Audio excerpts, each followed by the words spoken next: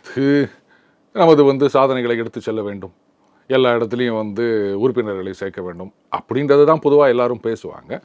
And ஆளுங்கட்சியாக இருக்கும்போது அவங்க என்ன பண்ணுவாங்கன்னா, நாங்கள் இவ்வளோ பண்ணியிருக்கோம் அவ்வளோ பண்ணியிருக்கோம் இதையெல்லாம் சொல்லணும், இப்போலேருந்தே வாக்காளர்களை கவர வேண்டும். திமுகவை பொறுத்த வரைக்கும் அந்த விஷயத்தில் அவங்க ரொம்ப சுகராக இருக்காங்க.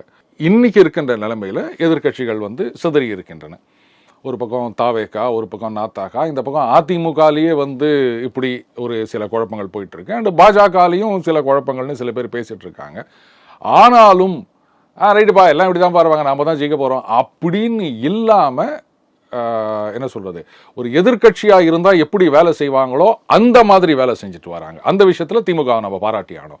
அதே சமயத்தில் எதிர்கட்சியாக இருக்கின்ற அதிமுக அண்ட் பாஜக 21க்கு முன்னாடி திமுக எப்படி செயல்பட்டார்களோ அந்த மாதிரி விகரசா செயல்படுறாங்க அப்படின்னா அன்பார்ச்சுனேட்லி நோ அப்படின்னு தான் சொல்லணும். வெறும் சுற்றுப்பயணம் மட்டுமே பத்தாது வினோத். அவங்க மக்கள் பிரச்சனை எதுவுமே இல்லாட்டாலும் இவங்களா ஒரு புதுசா பிரச்சனையை கிளப்பினாங்க.